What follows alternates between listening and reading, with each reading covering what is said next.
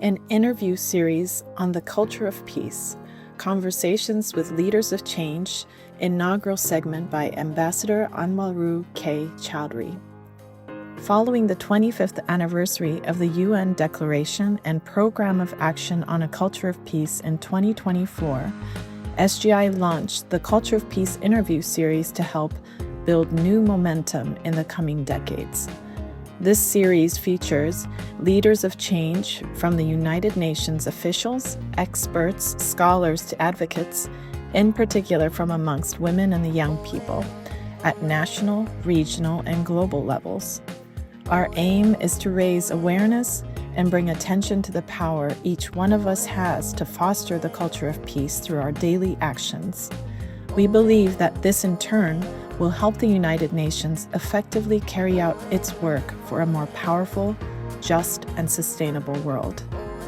Ambassador Anwarul K. Chowdhury is former Under-Secretary General and High Representative of the United Nations and founder of the Global Movement for the Culture of Peace.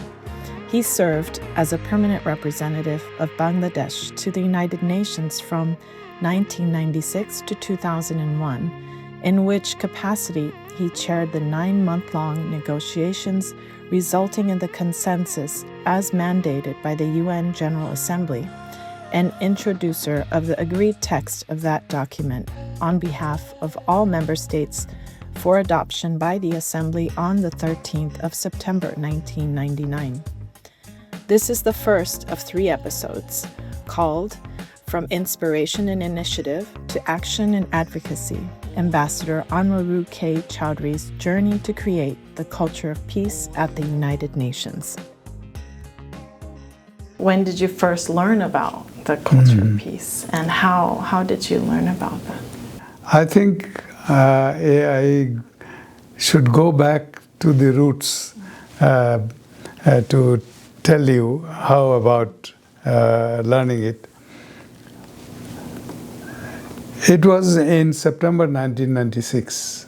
I was taken out of UNICEF, where I was working at that time, and my new government in Bangladesh asked me to leave that work and come and join, because I was still an officer of the diplomatic service of Bangladesh. I was on secondment to UNICEF. So they said enough. I was there with UNICEF for 6 years, and they said it's now time to you to come back home, so to say. And they wanted me to become the permanent representative of Bangladesh to the United Nations. Given in taking into account that I was a multilateral person in the Ministry of Foreign Affairs all throughout my life. So at that time they wanted me, and my government also recognized the fact that they sent me here in 1972 with the application of Bangladesh's membership for the United Nations. Bangladesh got independence in 1971 December, and though we declared independence in March 1971, but we had to go through a war of liberation for 9-10 months. And then in December, the country was liberated as an independent, sovereign country.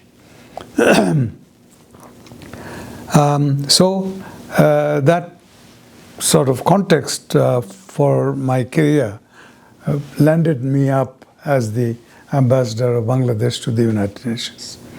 And then I was thinking that this is a big opportunity for me to profile my country. And then at that time, one of the longest conflict period in the history of the world, the Cold War, was coming to an end. Cold War was sort of finding ways of getting out of that sort of historical animosity between 2 superpowers. And I thought, what could be done? Now the expectedly the global military budget will go down, there will be peace dividend, there will be a desire to make peace sustainable. So we were full of hope, full of enthusiasm.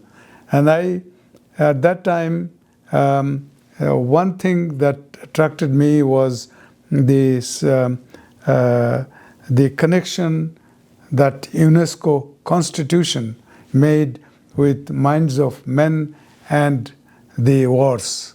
That say the wars, conflict come through individual mindset, and that is why that mindset needs to be changed. So that is the thing which attracted me in a big way. I read it as a diplomat many times, but it took a special meaning as the Cold War was coming to an end, hopefully. And then UNESCO had a sort of pilot project on what is culture of peace. They called it Towards the Culture of Peace, without confirming that it is there, because they didn't have the mandate. So I said, maybe this concept needs to come to the apex body of the United Nations, which is General Assembly. So, because General Assembly is the highest level decision-making body of the UN. So we thought that this is the concept of the culture of peace should come to here, and then we come to the nitty-gritty. That we prepared a letter to the Secretary General of the United Nations at that time. That was July 1997. Because before that, I sort of started engaging in discussion with the Secretariat, with the member states, how to go about it. Because I was a new ambassador, though previously I served as a deputy and also as a junior diplomat in the mission of Bangladesh to the UN. But then they said that for talking about culture of peace and having a General Assembly resolution, we need to have an agenda item on the culture of peace. So that is what I and every request for an agenda item should be sort of supported by what is known as explanatory memorandum, to explain why are you asking for this new agenda item. And I did that. I researched a little bit and put together a letter with the memorandum. And in that process, I had been, since that I came on board and this idea came to my head, I have been talking to a number of friendly ambassadors. And so we had a sort of informal support group of ambassadors. So I asked some of them to sign jointly with me at that letter to the Secretary General. And that is what happened. And so Secretary General Kofi Annan came only 6 months before. He took office in January 1997. And then he received my letter on 31st of July, 7 months after he took over. And then maybe if I can sort of think aloud, that maybe he also thought, why not? This is a time when the UN General Assembly should do something about it as a precursor to the end of Cold War and as an opportunity for the UN to do something forward-looking. This is very effectively told by him, one of his speeches. I will read out before I go into the learning thing. The Secretary General, who is also a Nobel Peace Laureate, along with United Nations, and he profoundly said, and I quote him, "Over the years, we have come to realize that it is not enough to send peacekeeping forces to separate warring parties. It is not enough to engage in peace-building efforts after societies have been ravaged by conflict. It is not enough to conduct preventive diplomacy. All of this is essential work, but we want enduring results. We need, in short, the culture of peace." That is what he said. End of quote. So this, as I said, he might have also thought that this agenda item will offer a new opportunity for all of us. So he was fully supportive during my initiative on the culture of peace. So once the agenda was done, then came the time to act. Because we had big difficulty in getting the agenda included. Well, the general feeling among the countries of the West, European Union, United States, Canada, and other countries, they, I think, felt that there was a motivation which was not to their liking. They think that we are, through culture of peace, we are trying to relegate the position that they wanted to have the human rights as a goal of societies and the United Nations. So, but it was totally illogical, and because ultimately you see in this booklet on the culture of peace program of action that you attended, we had human rights as one of the 8 areas of action. So this was wrong, but they understood, I think, in a way. And then the year September 1997, we included the agenda item and the annotated agenda of the United Nations. And that year, work was possible for us to propose an International Year of the Culture of Peace in 1997. That year it was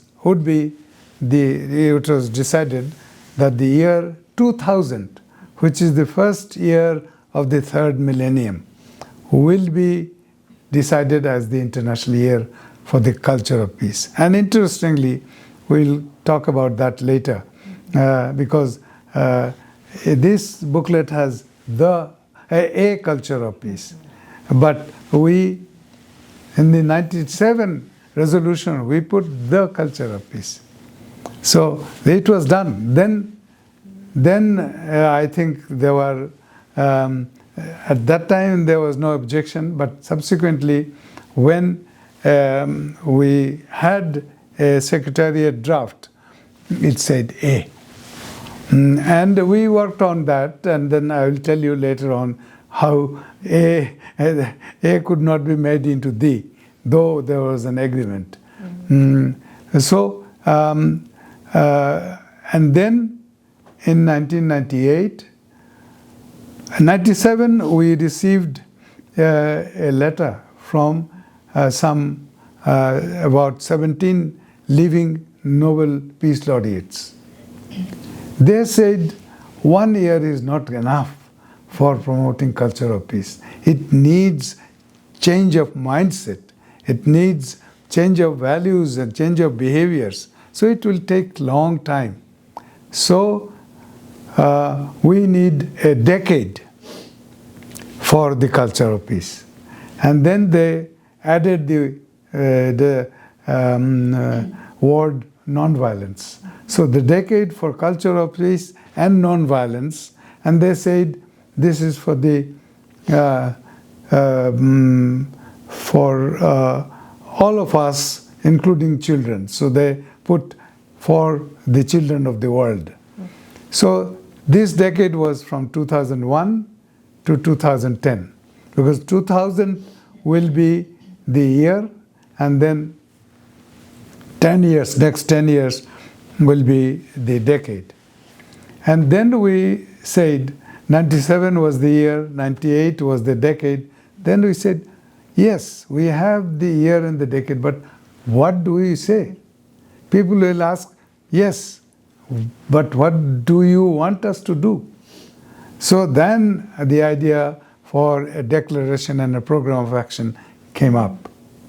And then we had a draft, and the President of the General Assembly asked me to conduct the negotiations over that draft. So I chaired those negotiations for 9 months.